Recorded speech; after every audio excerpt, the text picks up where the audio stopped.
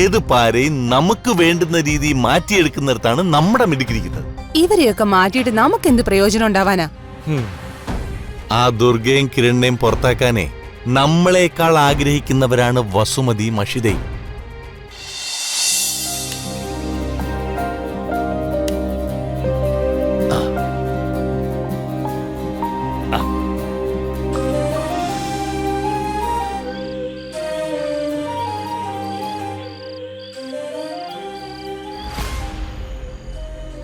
പൃഥ്വി, നിന്നെവിടെ? എന്താ ചേച്ചി? നീ ഇതെങ്ങോട്ടാ പൃഥ്വി? അതും ഈ രാത്രി സമയത്ത്? അത്യാവശ്യമായിട്ടൊന്ന് പുറത്തു പോണം. എന്താ പൃഥ്വി ഇത്? നിനക്ക് ഇനിയെങ്കിലും കുറച്ചുകൂടെ ഉത്തരവാദിത്തം കാണിച്ചൂടെ? ചേച്ചി എന്തിനാ ഇപ്പൊ ഇങ്ങനെയൊക്കെ പറയുന്നേ? പൃഥ്വിക്ക് അറിയാലോ, അഷി ഇപ്പൊ തനിച്ചല്ല, ഉള്ളിലൊരു ജീവൻ കൂടിയുണ്ട്. ഈ സമയത്ത് കൂടുതൽ സമയവും നീ അവളുടെ കൂടെയാ ഉണ്ടാവേണ്ടത്. ഇങ്ങനെ രാത്രി സമയത്ത് നീ പുറത്തു പോയാൽ അത് അഷിക്ക് ടെൻഷൻ ഉണ്ടാക്കില്ലേ? ഞാൻ അവളെ കാര്യങ്ങളൊക്കെ പറഞ്ഞ് ബോധ്യപ്പെടുത്തിയിട്ടുണ്ട് ചേച്ചി. എന്റെ തിരക്കുകളും ഉത്തരവാദിത്തങ്ങളും അഷിക്ക് മനസ്സിലാക്കാൻ പറ്റും. പൃഥ്വി, അവള് നിന്നെ മനസ്സിലാക്കുന്ന പോലെ നീയോ അവളെ മനസ്സിലാക്കണ്ടേ? പ്രഗ്നൻസി ടൈമില് ഏതൊരു ഭാര്യ ആഗ്രഹിക്കുന്നത് ഭർത്താവിന്റെ കെയറും സാമീപ്യമാണ്. അതുകൊണ്ട് പഴയതുപോലുള്ള രാത്രി കറക്കം ഇനി അധികം വേണ്ട. ചേച്ചി, ഈ പറഞ്ഞതൊക്കെ ശരിയാ. പക്ഷെ ഞാൻ പോകേണ്ട കാര്യത്തിന് പോകാതെ പറ്റില്ലല്ലോ. പിന്നെ അഷി ഇവിടെ തനിച്ചല്ലല്ലോ, നിങ്ങളൊക്കെ എല്ലാവരും കൂടെ ഉണ്ടല്ലോ. പൃഥ്വി, ആരൊക്കെ കൂടെ ഉണ്ടെങ്കിലും അത് നീ ഉള്ളതുപോലെ ആവില്ലല്ലോ.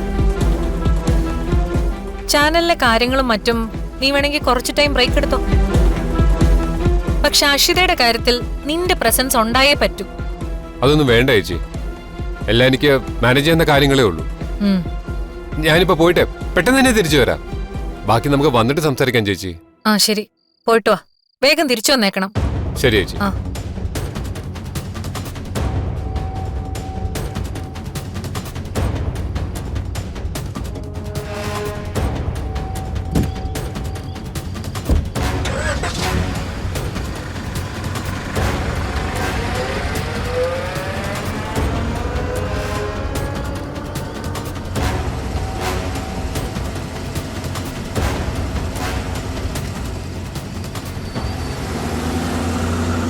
ഇപ്പൊ ഈ രാത്രിയിൽ പൃഥ്വി പുറത്തേക്ക് പോകുന്നുണ്ടെങ്കിൽ അതിന് പിന്നിൽ എന്തെങ്കിലും കാരണം ഉണ്ടാവും.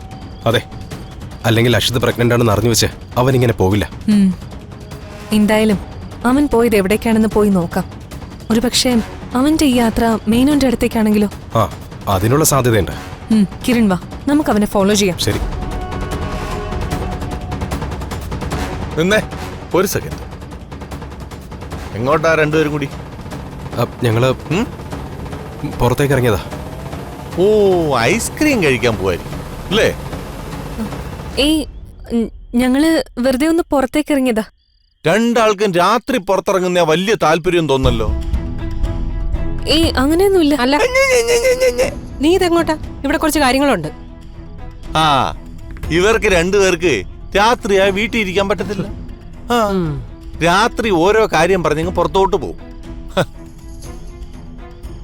അതിവർക്ക് പണ്ടേ ഉള്ള ശീലമാ. രണ്ടും കൂടി ഒളിച്ച് കല്യാണം കഴിക്കുന്നതിന് മുൻപും ഇത് പതിവായിരുന്നു. അതൊന്നും ഇവിടെ നടക്കത്തില്ല ഏട്ടാ. ഈ വീട്ടിൽ നിന്ന് പോയി എന്തെങ്കിലും പ്രശ്നം ഉണ്ടാക്കിയാൽ അതിന്റെ ഉത്തരവാദിത്തം ഞങ്ങൾ കൂടിയാ. അതെന്താ ചെറിയച്ചാ, ഞങ്ങൾക്ക് ഞങ്ങളുടേതായ ആവശ്യങ്ങൾ ഉണ്ടായിക്കൂടാന്നില്ലല്ലോ. ഓ, ഇവിടെ താമസിക്കുന്നു എന്ന് കരുതി ഞങ്ങൾ ആരുടെ അടിമകളൊന്നും അല്ലല്ലോ. കിരൺ വേണ്ട. ആഹാ, നിനക്ക് ഇത്രയ്ക്കൊക്കെ സംസാരിക്കാറിയല്ലേ? അയ്യോ, അല്ലെങ്കിലും നന്ദികേട് കാണിക്കാൻ ഇവരെ കഴിഞ്ഞ ആളുകളുള്ളൂ. പാല് കൊടുക്കുന്ന കൈക്ക് കൊത്തുന്നേനാ ഇവര്. അതെ, ഇപ്പൊ എനിക്ക് മനസ്സിലായി. ഇല്ലെങ്കിൽ അവൻ ഇപ്പൊ എന്നെ ചോദ്യം ചെയ്യാൻ വരുമോ? അതെ അതെ, കിരൺ അങ്ങനെയൊന്നും ഉദ്ദേശിച്ച് പറഞ്ഞതല്ല. രണ്ടുപേരുടെ ഉദ്ദേശം ഞങ്ങൾക്ക് മനസ്സിലായി. ഇല്ലയോ സോദി? ഇവറ്റകളുടെ സ്വഭാവം എനിക്ക് പണ്ടേ മനസ്സിലായതാ. എടി ദുർഗെ, അഷിമോൾക്ക് നല്ല കാലുവേദനയുണ്ട്. നീ പോയിട്ട് കാല് മുക്കി വെക്കാൻ കുറച്ച് ചൂടുവെള്ളം ഉണ്ടാക്ക്. എന്താ, നിന്റെ കെട്ടിയവന്റെ അനുവാദം ഉണ്ടെങ്കിലേ നിനക്ക് ചെയ്യാൻ പറ്റുള്ളോ? പോയി എടുത്തു വെക്കടി അങ്ങോട്ട്. പോ അങ്ങോട്ട്.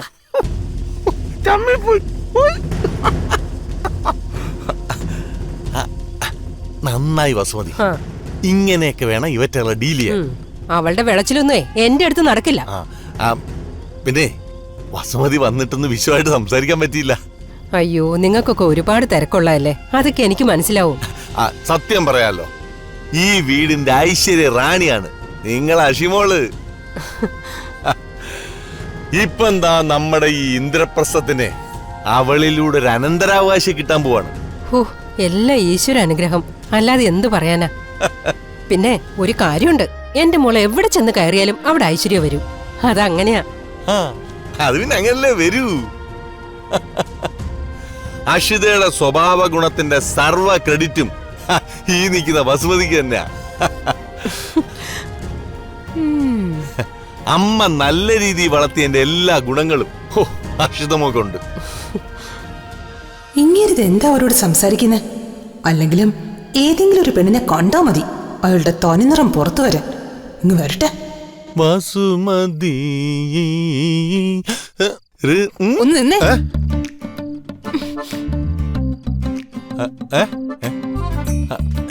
നീ എന്തോടി അവിടെ ഒളിച്ചു വയ്ക്കായിരുന്ന? എന്റെ ഒരു കണ്ണേ എപ്പോഴും നിങ്ങളുടെ മേലുണ്ടാവുമെന്ന് കരുതിക്കോ. ഓ, നിന്റെ ഈ ഒരു കണ്ണായിട്ട് എന്തിനാ എന്റെ മുകളിലോട്ട് വെക്കുന്നത്? നിന്റെ ഈ രണ്ട് കണ്ണും എടുത്ത് എന്റെ തോളയിലോട്ടം കിട്ടോ. പിന്നെ വെറുതെ എന്തിനാ ഈ ഒരു കണ്ണും വെച്ച് വല്ലവരെയൊക്കെ നോക്കാൻ പോന്നെ? ഓഹോ, അപ്പൊ ഞാൻ നിങ്ങളെ തന്നെ നോക്കിയിരുന്നോണം, നിങ്ങൾ തോന്നുന്നവരെയൊക്കെ നോക്കൂ അല്ലേ? എന്തോ നാടി ഇത്? ഞാൻ ആരെ നോക്കി? നിനക്കിപ്പോ എന്തോ പ്രശ്നം നീരജ്? നിങ്ങൾ എന്താ ആ വസുമതിയുടെ അടുത്ത് സംസാരിച്ചോണ്ടിരുന്നേ? ഞാൻ വസുമതി? ഓ, വസുമതി എടുത്താ? അതങ്ങനെ പ്രത്യേകിച്ചൊന്നുമില്ല. ഓ, പ്രത്യേകിച്ചൊന്നും ഇല്ലാതെയാണോ കുറെ നേരം സംസാരിച്ചോണ്ടിരുന്നത്? എടി, ആ വസുമതി നമ്മൾ വിചാരിച്ച പോലൊന്നും അല്ല. അവർക്ക് വലിയ വിവരമൊന്നുമില്ലാത്ത സ്ത്രീയാ. അതിന് അവർക്ക് വിവരമുണ്ടെന്ന് നമ്മൾ എപ്പോഴാ ഉദ്ദേശിച്ചത്? നിങ്ങളുടെ മനസ്സിൽ അങ്ങനെ വല്ല വിചാരം ഉണ്ടായിരുന്നോ? എന്തോന്നടി, എനക്കെന്ത്? ഒരിക്കലും ഇല്ല. ഞാൻ അവരുടെ അടുത്ത് സംസാരിച്ചത് നമ്മുടെ അഷിതയുടെയും പൃഥ്വിയുടെയും കാര്യങ്ങളാ. അഷിത ഗർഭിണിയായനെ ആ പെണ്ണുമ്പുള്ള നിലത്തൊന്നുമല്ല. ഇവിടുത്തെ സ്വത്തല്ല ഇനി അവർക്ക് കിട്ടുമല്ലോ എന്നൊരു ധാരണ അവരുടെ മനസ്സിലുണ്ടെന്ന് തോന്നുന്നു. അതിന്റെ തുള്ളലാ പെൺപിള്ളക്ക്. ഓ, അപ്പൊ അടുത്ത പാരയാണോ? ഏത് പാരയും നമുക്ക് വേണ്ടുന്ന രീതി മാറ്റിയെടുക്കുന്നിടത്താണ് നമ്മുടെ മിടുക്കിരിക്കുന്നത്. ഇവരെയൊക്കെ മാറ്റിയിട്ട് നമുക്ക് എന്ത് പ്രയോജനം ഉണ്ടാവാനാ?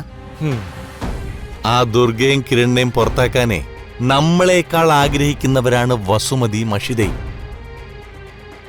അവരെ നമുക്കൊപ്പം നിർത്തിയ ആ കിരണിനെയും ദുർഗയും പുറത്താക്കാൻ മാത്രമല്ല, മറ്റ് പല കാര്യങ്ങൾക്കും നമുക്ക് പ്രയോജനപ്പെടും.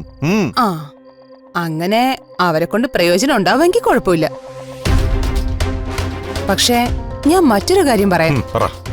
നമ്മൾ അവരെ ഉപയോഗിക്കാന്ന് കരുതിയിരിക്കുമ്പോ അവര് നമ്മളെ ഉപയോഗിച്ച് അവരുടെ കാര്യങ്ങൾ നടത്തിയെടുക്കുന്ന ഒരു അവസ്ഥ ഉണ്ടാവരുത്. എന്തോ നാടി, അങ്ങനൊന്നും സംഭവിക്കത്തില്ല. നമ്മൾ അങ്ങനെ വിചാരിക്കും, പക്ഷെ നമ്മള് പൊട്ടന്മാരാണെന്ന് കരുതുന്നവരായിരിക്കും നമ്മളെ പറ്റിച്ചിട്ട് അങ്ങ് പോകുന്നത്. അപ്പോഴേ കരഞ്ഞോണ്ടിരുന്നിട്ട് കാര്യമില്ല.